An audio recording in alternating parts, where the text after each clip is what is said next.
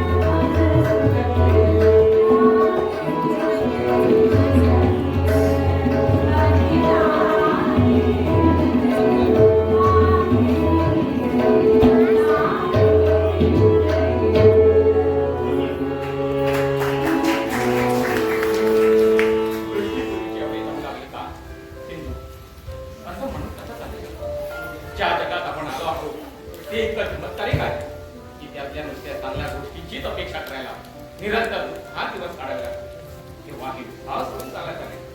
शिवाय रामदासबाई जातो आहे तो तेवढ्या महत्वाच्या कामासाठी.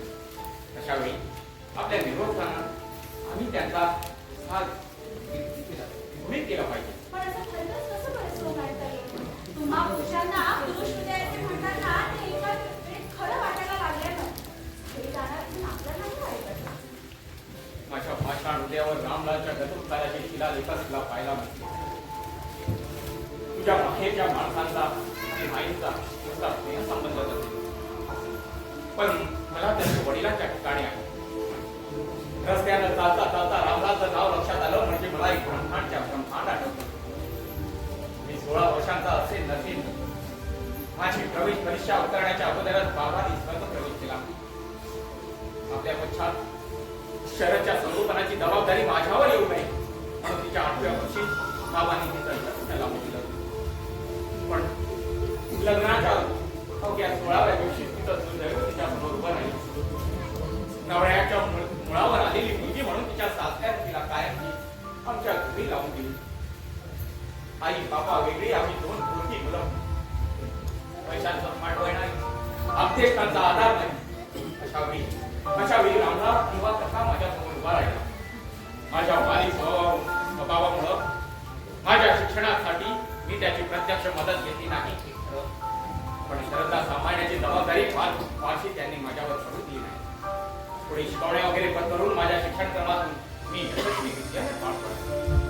पुढं बाईनं आग्रह करून आपला हा भाग्यशाली उत्तर हे सोन्याचे दिवस आज आपण सांगतो. त्याचे कारण हे रामलालची आज सकाळपासून ही गोष्ट माझ्या हृदयात पडत आहे. कोणापाशी बोलल्या तरी राहावे ना म्हणून तुला ती एकदम नव्यानं सांगल्यासारखी ती विचारांना सांगतो. रामलाल जाणार म्हणून मला वाईट वाटल्याचं राहणार, परंतु या संसारात नेहमी परिणामाकडे लक्ष ठेवून चालावं. आपण अशी गुंतल्यासारखी बसलो आणि समर्थ रामलाल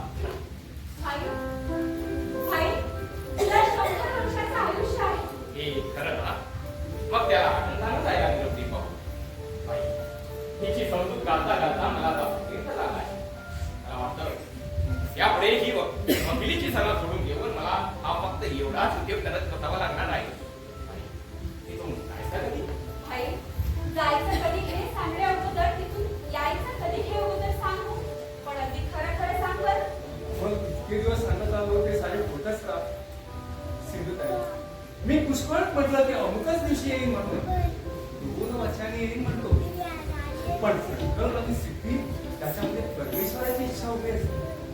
मला 2 वर्षांनी 2 महिन्यांनी तितकं होऊन कदाचित जाणारही नाही, कदाचित येणारही नाही, कदाचित ही आपल्या समाजाची शेवटची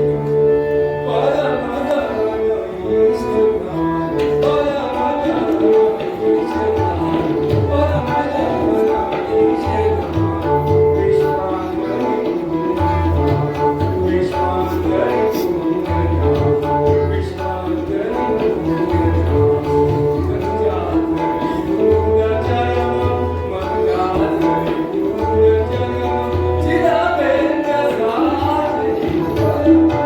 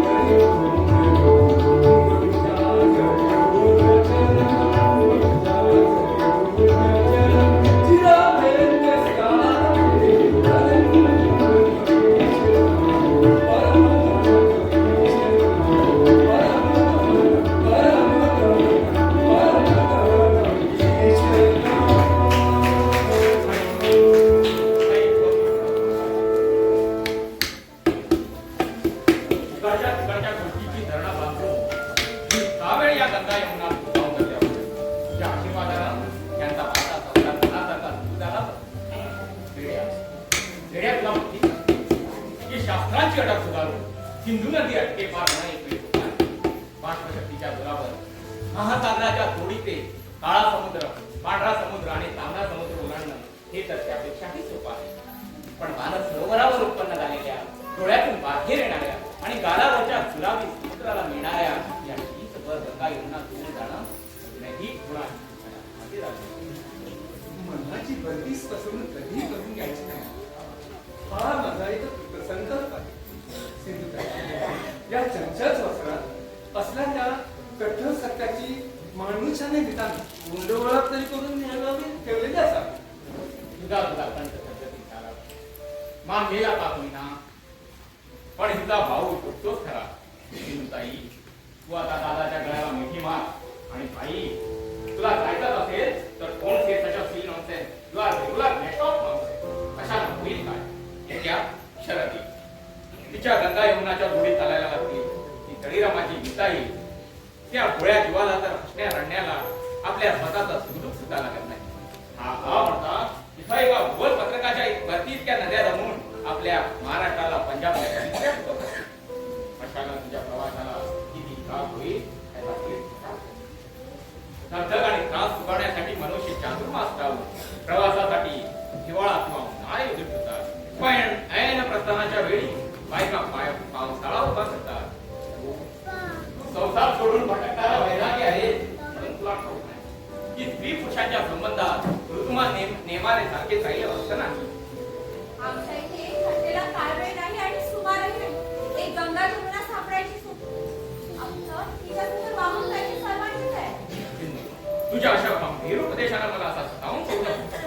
आणखीन 2-4 महिन्यांनी एखादं मूळ झालं म्हणजे त्याला काय सांगायचं ते सांग. तिला जगावण्याचे इलाज डोहाळे लागले असेल तर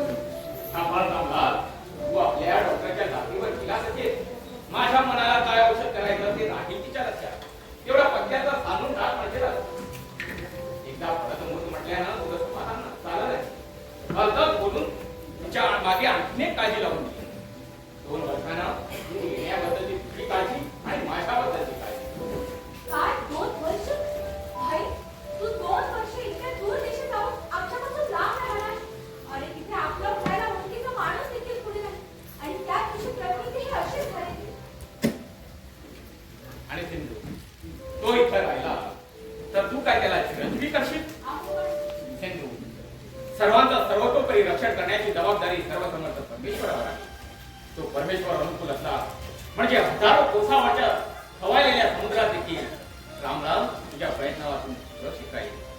आणि त्या प्रभूची कृपा एकदा फिरली म्हणजे तुझ्या डोळ्यात येतं इथल्या येतं तुझे आटोकाट प्रयत्न चालू असताना हा सागर नको, तलाव देखील नको, तो अचानक सामर्थ्यवान प्रभू मला एखाद्या लहानच्या पिल्या सुद्धा म्हणून टाकली.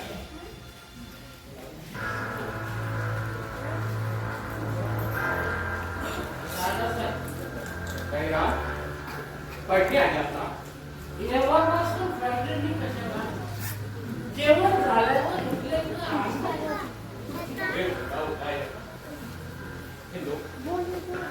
लवकर पाठ मांडण्याची व्यवस्था कर आणि मला कोणती पैसे आम्ही सगळे पाहिला सांगा.